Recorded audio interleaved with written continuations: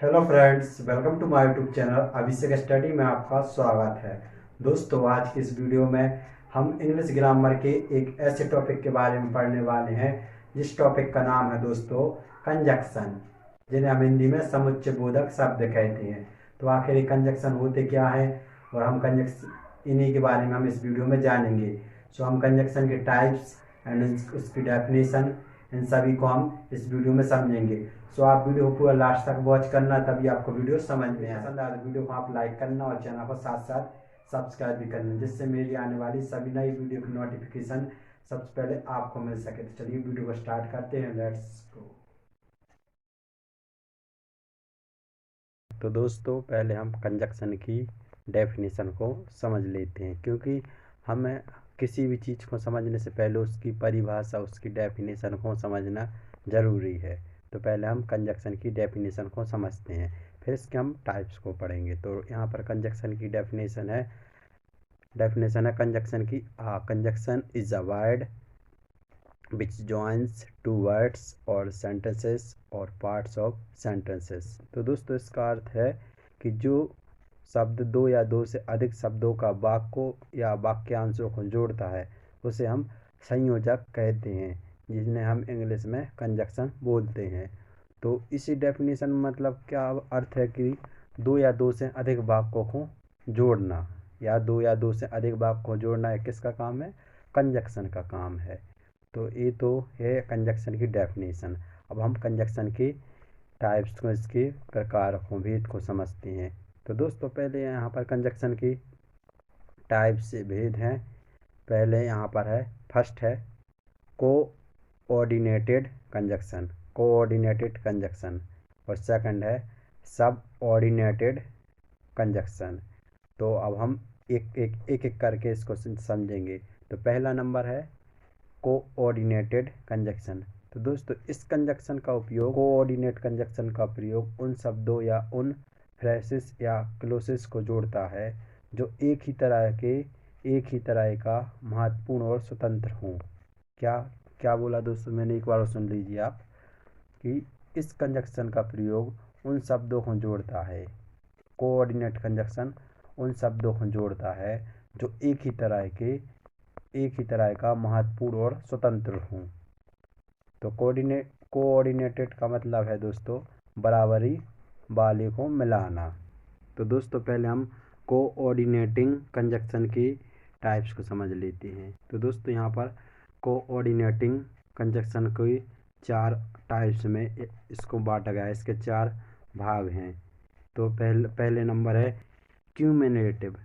Cumulative दोस्तों, यह दो वाक्यों को जोड़ता है। क्यूमुलेटिव का काम क्या है दोस्तों? दो वाक्यों को जोड़ना। अब इस दो वाक्यों में कौन कौन से शब्द आते हैं वो जोड़ते हैं दो वाक्यों को? तो दोस्तों, एंड है। एंड मतलब और। हम बोलते हैं दोस्तों दो वाक्यों में हाँ इसके बाद और। तो ये किसके अंडर आता है दोस्तों? क्यूमुलेटिव। और also, as well, as both, और as, not only but also well, ये सभी किसके अंदर आते हैं दोस्तों? क्यूमुलेटिव है। इनवाइट्स का काम क्या है दोस्तों? दो वाक्यों को जोड़ना। इन दो वाक्यों को बीच में जोड़ने का काम है। किसका काम है? क्यूमुलेटिव। अब जैसे हम यहाँ पर हम इसको एंड का प्रयोग समझ लेते हैं हम सेंटेंस के द्वारा। तो दोस्तों, एंड है, तो दोस्तों इसमें है एक एक एग्जाम्पल है दोस्तों, Ram came, Ram came and you went away. तो दोस्तों, यहाँ पर देखिए राम केम, और इसमें दो बात कही जा रही है कि राम केम और यू वेंट अवे। तो इसमें केम के बाद दोस्तों एंड को जोड़ा गया है दोनों वाक्यों को, कि Ram came and you went away. तो पूरा सेंटेंस ये हो गया। अब हमने अभी दोस्तों कोऑर्डिनेटिंग कंजक्शन का एक टाइप समझ लिया है, क्यूमुलेटिव। अब इसके हम सेकंड को समझते हैं। तो दोस्तों, इसका सेकंड है अल्टरनेटिव। क्या है? अल्टरनेटिव। तो दोस्तों, अल्टरनेटिव का काम क्या है? अल्टरनेटिव का दोस्तों काम है कि दो वाक्यों में से किसी एक को चुनना। क्या काम है? दो वाक्यों में से किसी एक को चुनना। एक काम किसका है दोस्तों? अल्टरनेटिव का। तो यहाँ पर अल्टरनेटिव के इसके अंदर क्या आते हैं? इसके अंदर आते हैं दोस्तों आइदर और नाइदर नॉर, एंड इसके अदरवाइज, एज ये सभी आते हैं अल्टरनेटिव के अंदर। इनमें किसी एक वाक्य को चुना जाता है अल्टरनेटिव के थ्रू। अब दोस्तों थर्ड नंबर पर है दोस्तों एडवर्सेटिव। दोस्तों एडवर्सेटिव दोस्तों ये वैसा कंजक्शन है जो दो शब्दों या दो वाक्यों का विरोधाभास दर्शाता है।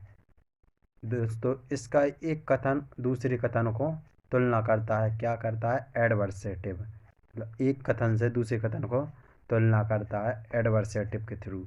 अब दोस्तों इसके अंडर क्या आते हैं दोस्तों? But, still, however, only. ये सभी किसके अंडर आते हैं दोस्तों? एडवर्सेटिव। मतलब इसमें एक कथन को दूसरे कथन से तुलना करना, उसको दोनों की एक दूसरे कंपेयर करना। या तो दोस्तों इसमें ये सभी एडवर्सेटिव के अंदर आते हैं। अब दोस्तों हम इसके फोर्थ को समझ लेते हैं। अब दोस्तों फोर्थ नंबर पर है इलेटिव। इसका दोस्तों अर्थ है कि इसका अर्थ है कि दोस्तों निष्कर्ष या प्रभाव दूसरों को कथन देता है। निष्कर्ष प्रभाव को दूसरों को कथन देता है इलेटिव।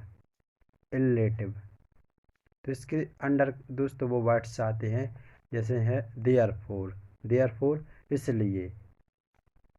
अब दोस्तों इसको हम इसका प्रयोग समझ लेते हैं कि इस देयरफॉर का यूज समझते हैं एग्जाम्पल के थ्रू।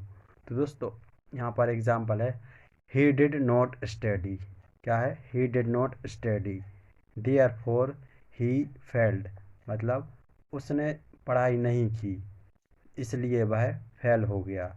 तो he did not study therefore. दोस्तों यहाँ पर देयरफॉर इसलिए, मतलब निष्कर्ष प्रभाव को दूसरों को कथन देता है इसलिए। मतलब इसको बता रहा है कि दोस्तों उसने पढ़ाई नहीं की, इसलिए वह फेल हो गया। तो देयरफॉर का इसलिए मतलब एक कथन का निष्कर्ष प्रभाव दूसरे कथन को देता है देयरफॉर।